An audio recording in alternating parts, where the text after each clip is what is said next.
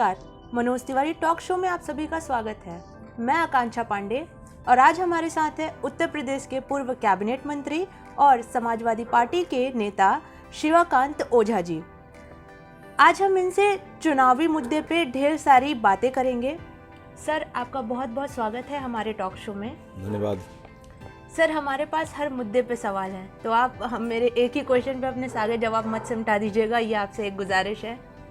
Sir, सबसे पहले तो मैं ये जानना चाहूँगी कि आप पूर्व में कई विभागों के कैबिनेट मंत्री रहे हैं, तो सर ऐसे कौन से प्रदेश स्तर पे काम है जो आपने मतलब कि किए हों, चल रहे हों अभी या बंद कर दिए गए हों? अब मैं तो मिनिस्टर था टेक्निकल एजुकेशन का भी जी। और उसमें हमने जितने बड़े क्रांतिकारी परिवर्तन किए थे जी। पॉलिटेक्निक को लेकर के और इंजीनियरिंग कॉलेजेस को लेकर के, वो परिवर्तन जो हुए थे वो तो बरकरार हैं, लेकिन उस परिवर्तन को आगे इन लोगों ने प्रगति नहीं दी, जी। उस पर कुछ किया नहीं। उदाहरण के रूप में जी। पॉलिटेक्निक कॉलेज के भीतर मेरे ज़माने के पहले जो सिलेबस हुआ करते थे जी। वो सिलेबस पंडित नेहरू के ज़माने के बने हुए थे। अच्छा। राजनीतिक स्वार्थ में हम लोगों ने एडमिशन की तो क्वालिफिकेशन घटाते गए, जी। लेकिन सिलेबस पर किसी ने कोई ध्यान नहीं दिया।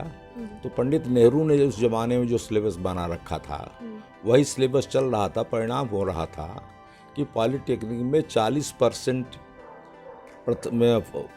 फर्स्ट ईयर में बच्चे पास होते थे, 60% ड्रॉप आउट हो जाते थे। सर, राजनीतिक स्वार्थ कैसा था? अपने अपने छोटे स्वार्थ के लिए देश के हित में न विचार करके जी। कि 0% पर एडमिशन करा दो, थर्ड क्लास पर एडमिशन करा दो, मिनिमम क्वालिफिकेशन 33% रख दिया उन्होंने, विदाउट साइंस रख दिया उन्होंने। तो पॉलिटेक्निक में मैथमेटिक्स और साइंस अगर अंग्रेजी नहीं आ रही है जी। तो बच्चा कहाँ से क्वालिफाई करेगा? जी बिल्कुल सर।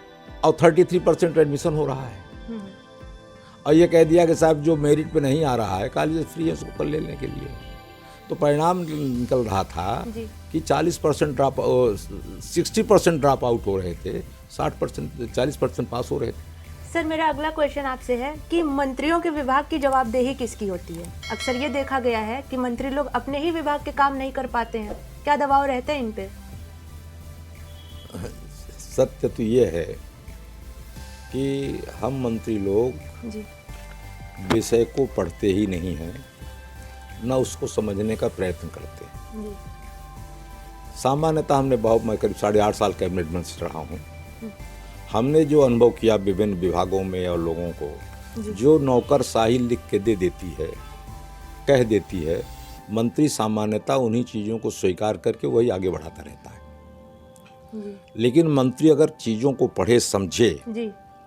और उसके अनुसार निर्णय ले तो फिर ब्यूरोक्रेसी पे लगाम उसकी रहती है। जी। ब्यूरोक्रेसी समझती मंत्री को समझने के लिए तैयार ही नहीं है, तो जो चाहता सो करवा लेता है। सर, आप एक प्राविधिक शिक्षा मंत्री रहे हैं। बीजेपी सरकार जो नई शिक्षा नीति ले आई है वो आपके हिसाब से कितनी कारगर साबित होगी? नई शिक्षा नीति में तो कुछ चीज़ें बहुत अच्छी हैं जी। उसको तो स्वीकार करना चाहिए हम लोग को, सर। और हर चीज़ आलोचना की दृष्टि से नहीं देखी जानी चाहिए। जी बिल्कुल सर। राष्ट्र के हित में भी बहुत सारी बातें की जानी चाहिए। जी। लेकिन जो मूलभूत कमी एजुकेशन सिस्टम के भीतर है उसको या तो जानबूझ के सरकार ने इग्नोर किया है, वो है आर्थिक स्रोत। जी सर। आप ये कहते हो अपनी नई शिक्षा नीति के भीतर कि बच्चा जो ग्रेजुएशन करने आया है जी। वो साइंस से ग्रेजुएशन कर रहा है, जब चाहे वो आर्ट्स में चला जाए, जब चाहे कॉमर्स में चला जाए। कॉमर्स का बच्चा कर रहा है जब चाहे साइंस में चला हो चाहे उसमें चला हो। आप ये कहते हो कि इंजीनियरिंग में कोई बच्चा मेडिकल में कर रहा है, इस कॉलेज में है, सेमेस्टर किया दूसरे सेमेस्टर में वहाँ चला जा सकता, चला सकता। फ्लेक्सिबिलिटी बहुत कर दी। नहीं, ये संभव कैसे है? हमारे यहाँ इतना ज़्यादा भीड़ है, उस भीड़ के अनुसार इतने क्वालिटेटिव कॉलेजेस का हमारे पास हैं। जी सर। इसीलिए आप देखिए इस सरकार, इसी बीजेपी की सरकार ही थी जो एक कैरियर एडवांसमेंट स्कीम ले आई थी, फेल कर गई। वो स्कीम फेल कर गई सरकार की, इसलिए फेल कर गई कि हर बच्चा तो अच्छे से अच्छे इंस्टीट्यूशन में जाना चाहता है। जी जी। इंस्टीट्यूशन हमारे पास अच्छे से अच्छे लिमिटेड हैं, उस लिमिटेड इंस्टीट्यूशंस में अनलिमिटेड बच्चे कैसे प्रवेश कर पाएंगे? तो करियर एडवांसमेंट फेल हो गया। दूसरी शिक्षा नीति में जो सबसे बड़ी कमी है जी। वो है कि इन्होंने शिक्षा को पूरी तरह व्यापारियों के हाथ में सौंप दिया। सर वो कैसे? कि आर्थिक व्यवस्था कुछ सरकार कर नहीं रही है,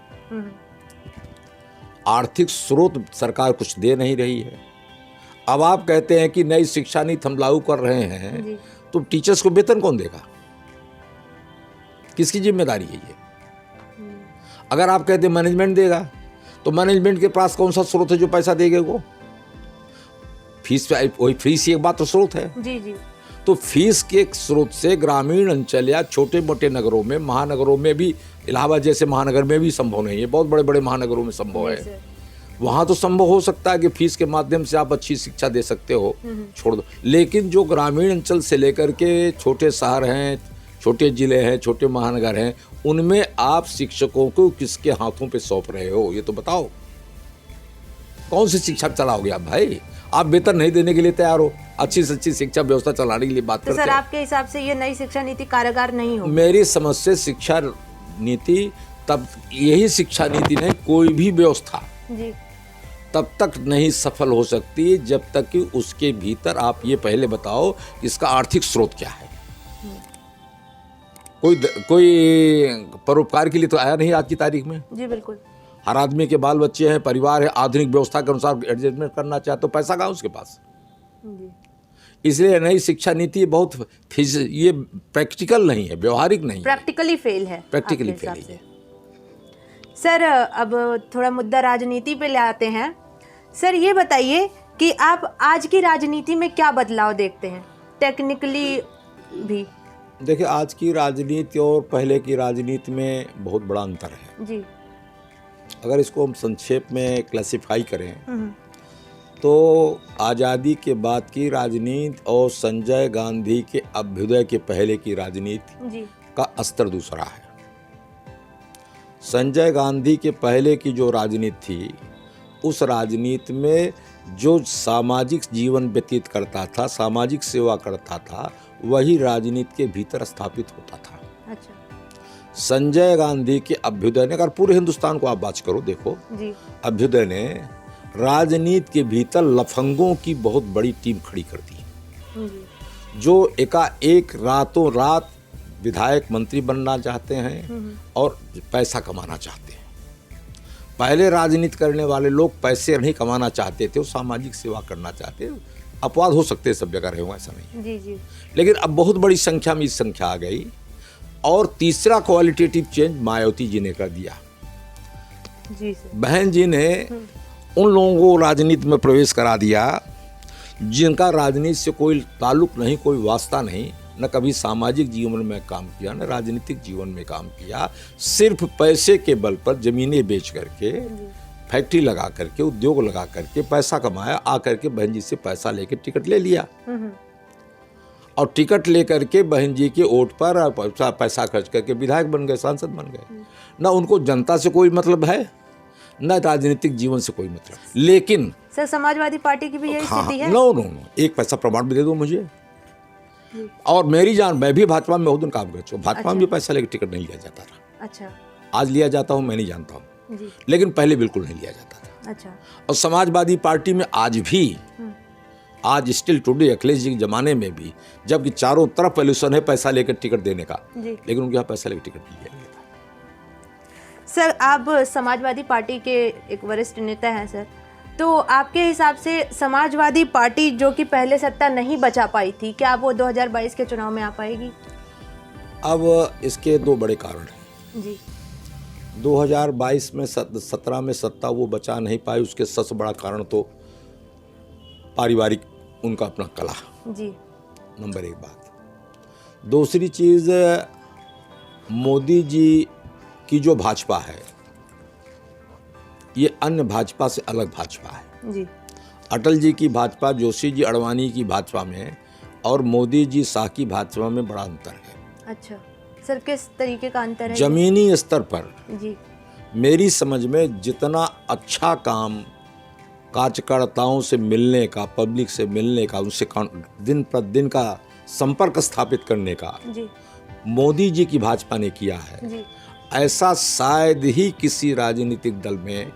मैं चूंकि राजनीति शास्त्र का प्राध्यापक भी रहा हूँ, अच्छा पीजी क्लास पढ़ाता रहा हूँ, जी मेरी समझ में ऐसा कहीं मैन टू मैन कांटेक्ट शायद किसी दल में अंतर्गत कोई संगठन करता रहा हो।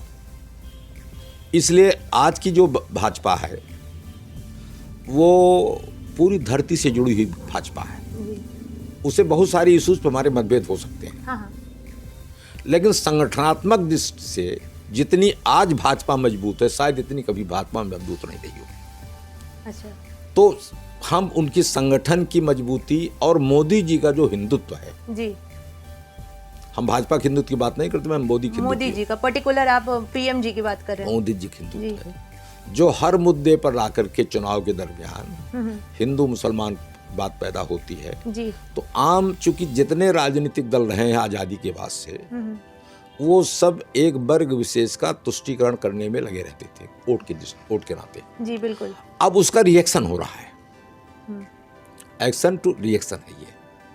अब सब सारे पब्लिक कहती है जी कि कम से कम मोदी ने सबको लाकर हिंदू को पैटर्न तो खड़ा कर दिया ला करके। जो कभी मंदिर जाने से भय खाते थे, चाहे हमारे दल के नेता रहे हो चाहे किसी दल के हो, अब सब मंदिर में जा रहे हैं। और हर पार्टी का नेता आज की तारीख में एक विशेष संप्रदाय के लोगों को जी बहुत अधिक महत्व देने की स्थिति में नहीं खड़ा है आज। अच्छा जबकि पहले की राजनीति मोदी के पहले थी, सब उसी को महत्व देते। मनमोहन सिंह ने इतना कर दिया कि सबसे पहला हक उसी का है। जी लेकिन मोदी जी के नाते आज की तारीख में चाहे समाजवादी पार्टी हो चाहे कांग्रेस हो, कोई भी दल हो, वो कोई उनको आगे प्रश्रय दे करके बढ़ाने की बात नहीं कर रहा है। तो मोदी जी ने एक बात ये पैदा की, वो बड़ा डिफरेंस है आज की तारीख में। 2017 के डिफेक्ट का बहुत बड़ा कारण है मोदी जी के संगठन का प्रचार जी और मोदी जी का हिंदुत्व और हमारे पार्टी में परिवारवाद का विघटन। सर, समाजवादी पार्टी ने बसपा के साथ गठबंधन किया लेकिन वो असफल रहा। तो सर, अब विधानसभा में छोटे दल के साथ गठबंधन क्या कारीगर साबित होगा? हाँ, साबित होगा। सर कैसे? बसपा से अलायंस करके जी ये चाहे मायावती जी हों चाहे अखिलेश यादव जी हों, माने समाजवादी पार्टी बहुजन दोनों, उसको जिनको जिनको टिकट मिल गया और समझ गए कि हम सांसद हो गए, जी तो जो चुनाव लड़ने के लिए जीतने के लिए काम करना चाहिए धरती पर, जी उस काम को न उनके उम्मीदवार ने किया, इनके वो टोटल करते थे वोटों की, इतना सपा को उम्मीदवार इतना बसपा को वोट, हम दोनों मिलाकर के हम चुनाव जीत गए। जी सर। तो ये दिमाग में टोटल चलता था, धरती पे तो टोटल हो नहीं पा नहीं रहा हो पाया, हाँ। और व्यवहारिक स्थिति जितना दिन से हम चुनाव लड़ रहे हैं, जीत रहे हैं, प्रधानमंत्री रहे हैं, जी वोट को आप कैसे पोलिंग बूथ पे लाते हो।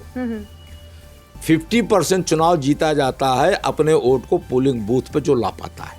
अच्छा 20% चुनाव वो जीतेगा जी जो अपने वोट को पोलिंग बूथ पे ला पाएगा।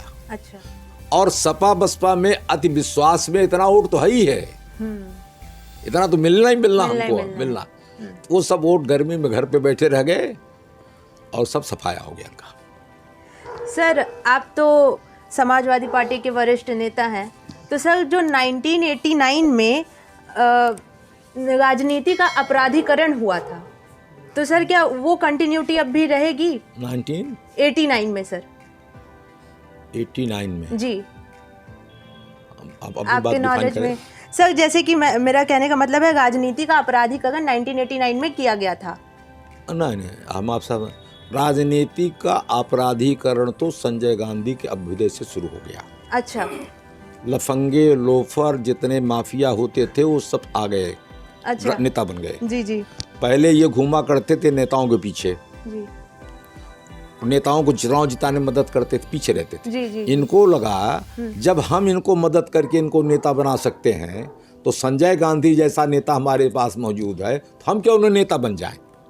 अपराधीकरण राजनीति का, लफंगेकरण राजनीति का संजय गांधी के अभ्युदय से शुरू। सर ये दौर अभी चल रहा है कि समाप्त हो गया है? नहीं, ये तो दौर चल रहा है अभी, चल रहा है अभी। ये दौर चल रहा है। और उस दौर में एक बात और बड़ी मोटी आ गई जी। वो है राजनीति में पैसे का बहुत जबरदस्त प्रयोग। मतलब एक एडवांसमेंट हुआ हाँ, इसमें। वो बहन जी की देन है वो। अच्छा। अब बाकी लोग उसमें सहयोगी हैं जितने लोग हैं। सर क्या वजह है कि विधायक जब विधायक बनते हैं तो विधायकी छोड़ के और सारे काम कर जाते हैं, वो अपना काम क्यों नहीं कर पाते हैं सर? आप विधायकी का अर्थ क्या समझती हो? सर कानूनन अपना काम करना जो ना, कानून देखो विधायक का क्या काम है। जी। विधायक का काम मुख्य रूप से विधानसभा के भीतर रह करके कानून जो सरकार ला रही उसके पक्ष विपक्ष जो जिस दल में जाओ जी, पड़ा जी, हो जी। उसके संबंध में परिचर्चा करना, कानून बनवाने में मदद करना या विरोध करना, ये काम विधायक का मूल रूप से होता है। जी। तो ये तो विधानसभा चल रही तो विधायक मौजूद है तो काम कर ही रहा है, लेकिन ये थ्योरी है, सिद्धांत है ये। अच्छा। ये सिद्धांत है। व्यवहार में विधायक का क्या काम है? विधानसभा में अपने क्षेत्र की, अपने समाज की सब बात को उठाना, जी। उसके समाधान का प्रयत्न कराना, क्षेत्र के विकास के लिए विधानसभा में विभिन्न विभागों मदों से पैसा ला करके विधानसभा का विकास कराना, ये विधायक का काम है। विधायक का काम ये है कि अपने क्षेत्र के, अपने क्षेत्रवासियों के सुख दुख में यथासंभव सम्मिलित होना। जी सर, उनका प्रतिनिधित्व करना, इनका प्रतिनिधित्व करना, जी। सम्मिलित होना, ये विधायक का काम है। जी। और विधायक के कामों को गलत डिफाइन किया जा रहा है। और मैं तो आपसे ये कह रहा हूँ आपके इसके माध्यम से कि भ्रष्टाचार की जननी ही विधानसभा के विधायक और सांसद की शपथ से शुरू होती है।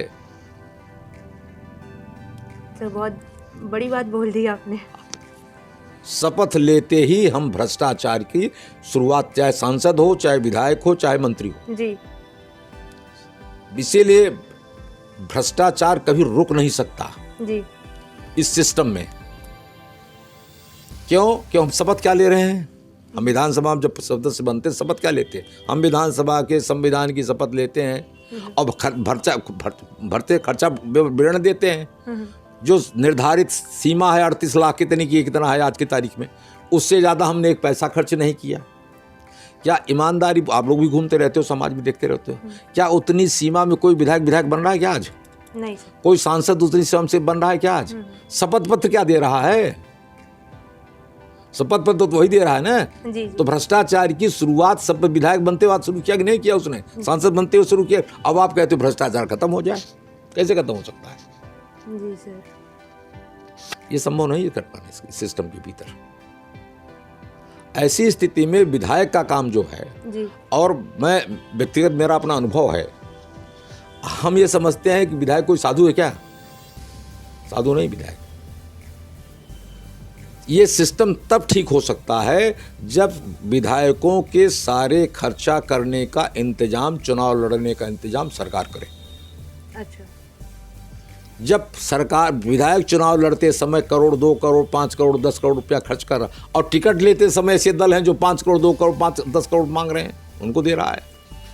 सर तो फिर इसकी क्या गारंटी है कि सरकार मतलब कि खर्चा भी सरकार ने ले लिया, आप ही की बात ना, लेकिन वो विधायक बनने के बाद अपनी विधायकी करेगा, इसकी क्या गारंटी है सर? इसकी गारंटी है, इसकी गारंटी है। क्योंकि विधायक आप जब जीत जाता है एक बार, जी। तो अगले 5 साल के बाद भी जीतने का प्रयत्न करता है। तो अभी जो भी दिया पैसा उसने, जी। टिकट के लिए, जीत के लिए, इसके लिए, तो उस पैसे को कलेक्ट करना चाहता है कि और भी पैसा जिससे अगला वाला 5 साल वाला चुनाव जीते। जब उसके दिमाग से बात खत्म हो जाएगी कि चुनाव लड़ने में एक धेला हमको नहीं लगाना है, एक पैसा नहीं खर्च करना है, और हमको अपनी प्रॉपर्टी का असेसमेंट कराना है, वो भी साथ साथ चलेगा ना। जी जी। तो पैसा कहाँ से लाएगा वो? कैसे नहीं ईमानदार बनेगा? उसको तो ईमानदार बनना उसकी मजबूरी है। जी सर अगले क्वेश्चन की तरफ बढ़ते हैं कि जातिवादी राजनीति के लिए कितना बड़ा खतरा है, मतलब जातिवादी राजनीति समाज के लिए कितना बड़ा खतरा है, जबकि आपकी पार्टी तो जातिवाद के लिए जानी जाती है। ऐसा है कि कोई ऐसा दल बता दो जो जातिवाद के लिए नहीं जाना जाता है। सर बिल्कुल सभी, इसीलिए मैंने पूछा कि समाज के लिए तो आप कितना फिर बड़ा हमारे दल की खतरा बात है। क्यों करते हो? अपना दल जातिवादी नहीं है क्या? सर बिल्कुल आप बहुजन समाजवादी जातिवादी नहीं है क्या? जी। भाजपा जातिवादी नहीं है क्या? जी कांग्रेस पूरी सर, जिंदगी इसीलिए मेरा जातिवाद नहीं पहला किया, सवाल ना यही सवाल रहा है। कि ये समाज के लिए कितना बड़ा खतरा है। नहीं तो आप हमारे दल पे आरोप लगा रहे, इसलिए हम बात कर रहे हैं आपसे। जी हर दल जाति के घेरे में घिरे पड़े हुए हैं जी और उस जाति के ऊपर कोई दल उठ नहीं पा रहा है। और सही बात तो ये है, अगर इस देश में जाति खत्म करना चाहते हो, जाति मेरी समझ में अभिशाप है देश में। हाँ जातियां खत्म होनी चाहिए। और डॉक्टर लोहिया जो कहते थे और डॉक्टर अंबेडकर भी इस बात को कहते थे, गांधी भी इस बात को कहते थे, वही बात हम अगर लागू कर पाएंगे तभी देश से जाति खत्म होगी। सरनेम के आगे पीछे से जाति खत्म हो जाए। जी सर। नंबर एक बात, कोई किसी की ये पहचान न कर सके किस जात बिरादरी का है। जब सरनेम में आगे ओझा पीछे पांडे लिखे ही नहीं है, हाँ हाँ वर्मा लिखे ही नहीं है, यादव लिखे, तो क्या पता कौन कहेगा। बिल्कुल सर। तो फिर जातियां अपने आप धीरे धीरे टूटने लगेंगी। और जाति तो आज वोट बैंक है। हाँ बिल्कुल सर, क्योंकि चुनाव के टाइम पे ये बहुत होता है। जाति अच्छा, ये सच्चाई भी है। जी आज की तारीख में जाति एक सच्चाई है। उस सच्चाई को अगर आप स्वीकार करके निर्णय नहीं करोगे तो आप हवा में उड़ते दिखाई पड़ोगे। जी और ये सच्चाई कब खत्म होगी? यहाँ हिंदुस्तान में खत्म होने की स्थिति में न किसी में इतना साहस है, किसी राजनेता में। हाँ। हमारा प्रधानमंत्री ये कहता मैं पिछड़ी जाति का हूँ, जी सर। पार्लियामेंट बोलता है, और बोलता है कि 27% हमने पिछड़ी जात को, 27 मंत्री पिछड़ी जात के बना दिया। हमारे प्रधानमंत्री ये बोलते हैं। तो आप जाति कैसे खत्म हो सकती है, बताओ मुझे आप। सर इसीलिए तो ये समाज के लिए खतरा बनता जा रहा है। ये समाज के लिए खतरा था। अच्छा। और मैं तो ये मानता हूँ ये देश जो 1200 वर्षों तक गुलाम रहा है उसका सबसे बड़ा कारण जाति है। जाति था उसकी कारण जाति है। जी और आज भी जाति इस देश के भीतर बर्बादी का बहुत बड़ा कारण है। बिल्कुल सर। हम जाति के आधार पर सारा निर्णय कर रहे हैं। रिजर्वेशन जाति के नाम पर हो रहा है, अगड़ा पिछड़ा जाति के नाम पर हो रहा है, दलित फॉरवर्ड जाति के नाम पर हो रहा है। तो ये तो सारी चीज उसी में है ना। तो हमारा ख्याल जाति तो अभिशाप है इस देश के लिए। जी सर। तो वक्त है एक छोटे से ब्रेक का। ब्रेक के बाद हम फिर से अपनी चर्चा को आगे बढ़ाएंगे। तब तक के लिए आप बने रहें मनोज तिवारी टॉक शो के साथ।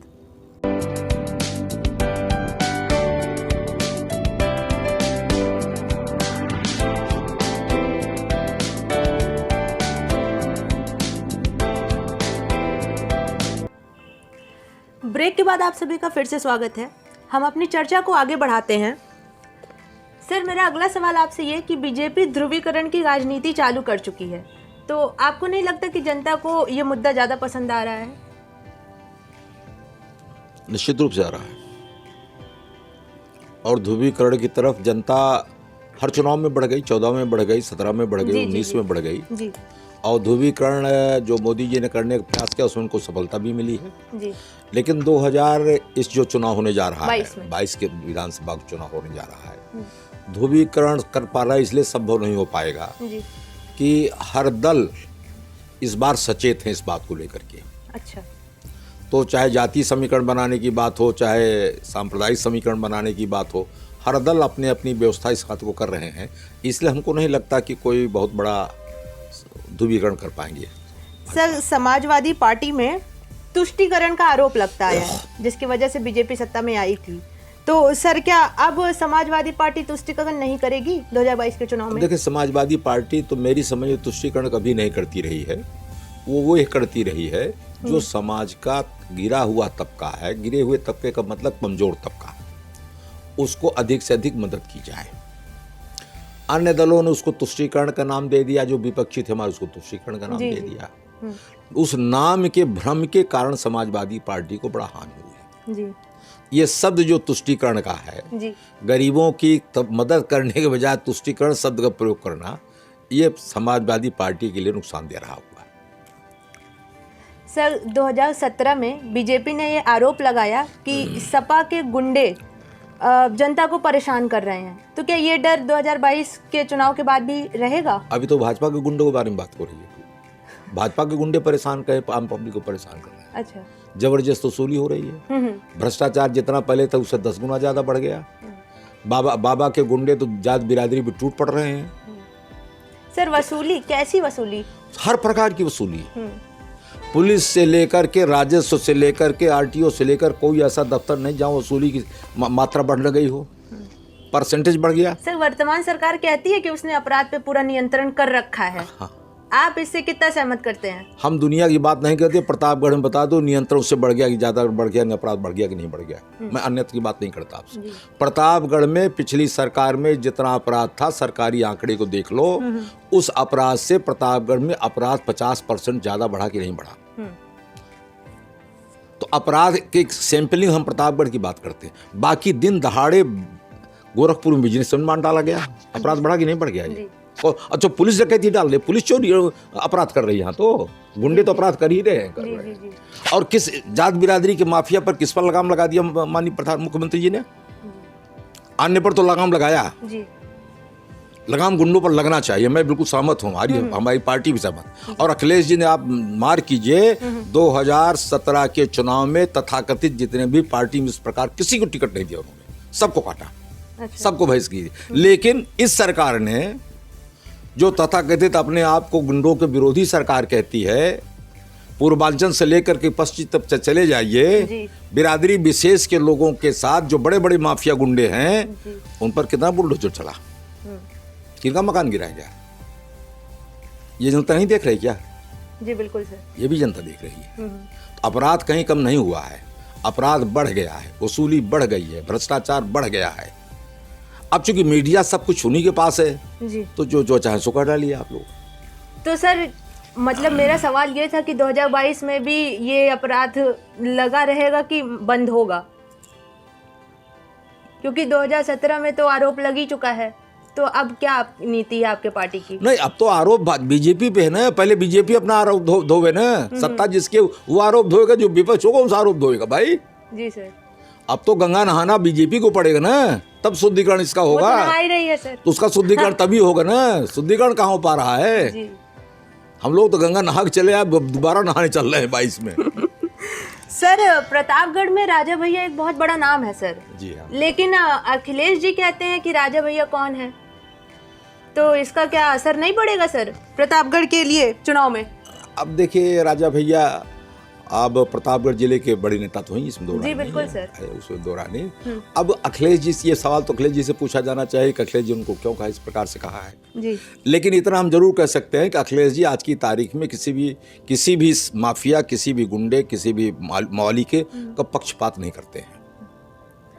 जैसे कि मेरा ये सवाल है सर कि अगर अखिलेश जी ने प्रतापगढ़ के इतने नामी इंसान को पहचानने से मना कर दिया, उसके पीछे कोई ठोस कारण? अब ये अखिलेश जी बताएंगे, हम थोड़ा बता सकते हैं। तो अखिलेश जी आप पूछिए तो बताएंगे क्या कारण है। चलिए ठीक है सर।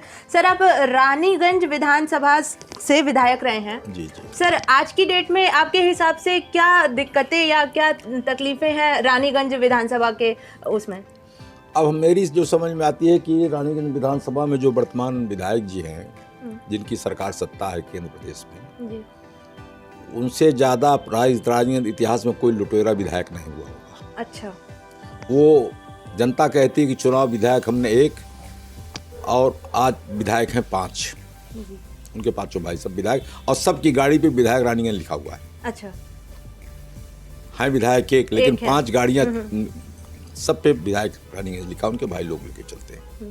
भ्रष्टाचार अलग, बदतमीजी इंतहा है। और हमारा ख्याल है जितने मुकदमे 307 के रानीगंज विधानसभा में कायम हुए हैं, इतना प्रतापगढ़ जनपद की किसी भी विधानसभा में 7 विधानसभा है, 6 की टोटल कर लीजिए, रानीगंज से 1.5-2 गुना ज्यादा होगा 307 मुकदमे। सर अगर अगले चुनाव में आप मंत्री बनते हैं तो रानीगंज विधानसभा के लिए क्या योजनाएं हैं आपके पास? अब वो मंत्री बनना न बनना ये तो अलग का सवाल है सर, अगर बनते हैं तो। लेकिन जो हमारे काम हमने शुरू किए अभी अधूरे पड़े, उसको पहले हम पूरा करेंगे। जैसे इंजीनियरिंग कॉलेज हमने शुरू किया था, आज तक छत नहीं पड़ पाई उसकी, 5 साल हो गए। अच्छा। सेंट्रल स्कूल हम लाए तो लापता हो गया, चला गया, पता ही नहीं चला कहाँ चला गया। हमने 200 बेड का हॉस्पिटल शुरू किया था, मेडिकल कॉलेज खोलने के लिए, मेडिकल कॉलेज दूसरी जगह खुल गया, 200 बेड हॉस्पिटल कभी छत ही नहीं पड़ी, वैसे पड़ा हुआ। 100 बेड का हॉस्पिटल बनाने के लिए हमने किया था, वो भी पड़ा हुआ है। हमने CRF के अंतर्गत 3-4 सड़कें लाई थी, सब पैसा लाए थे, टेंडर कराए थे 87 करोड़ की सड़क पर, पैसा पता नहीं कहाँ चला गया। तो अगर इस बारी आप मंत्री बनते हैं तो ये सारी तो योजनाएं ये कंप्लीट सारी करेंगे चीजें आप? करें। और इसके अलावा जी अगर मैं मंत्री बनता हूँ, मेरी सरकार बनती है, तो हम प्रतापगढ़ के नौजवानों को एक ऐसी शिक्षा व्यवस्था देने का प्रयत्न करेंगे जिससे वो रोजगार स्वतः पैदा कर सके। वो दिल दिमाग हमारे है। एक ऐसा एग्रीकल्चर विश्वविद्यालय खोले हम। जी उसके पास जमीन हमने अलाट कर रखी, पहले कर रखी, अच्छा बिल्कुल शहर से लगी हुई। जी जी शहर से दूरी नहीं, तो उसको 3 किलोमीटर दूर पे है, जहाँ पीजी और रिसर्च का काम एग्रीकल्चर के भीतर हो। और वहाँ पर प्रतापगढ़ में कोयला आंवला बहुत है, अच्छा अमरूद बहुत है, आम बहुत है, अन्य भी आलू भी बहुत है प्रतापगढ़ में। तो ऐसी मॉडर्न फूड प्रोसेसिंग यूनिट स्थापित हम करना चाह रहे हैं जी जिससे वहाँ के किसान को भी प्रॉफिट हो। और जो नौजवान लड़का है हमारे, डेयरी का उद्योग है, फिशरीज उद्योग है, इस प्रकार के उद्योग है, उनको उससे ट्रेन करके उनको रोजगार देने की तरफ ले जाया जाए, क्योंकि रोजगार बहुत बड़ी समस्या है इस समय। सर, अंत में प्रदेश की जनता के लिए आपका कोई संदेश?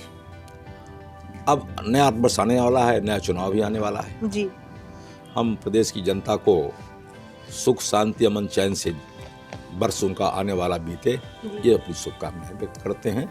और सोच समझ करके बिना किसी बहकाव में बहे हुए जनता को अपने स्वविवेक से निर्णय लेना चाहिए चुनाव में। आपका बहुत बहुत धन्यवाद सर, अपना कीमती समय निकाल के हम आगे टॉक शो को देने के लिए। धन्यवाद। Very thank you sir. तो अभी जैसा कि आपने सुना, सर ने अपनी सारी नीतियां, अपने पार्टी की नीतियां और आने वाले साल के शुभकामनाओं के साथ अपनी जनता को अवगत कराया है। ऐसे ही बड़े नेताओं से हम आपको मिलवाते रहेंगे। तब तक के लिए आप बने रहें मनोज तिवारी टॉक शो के साथ।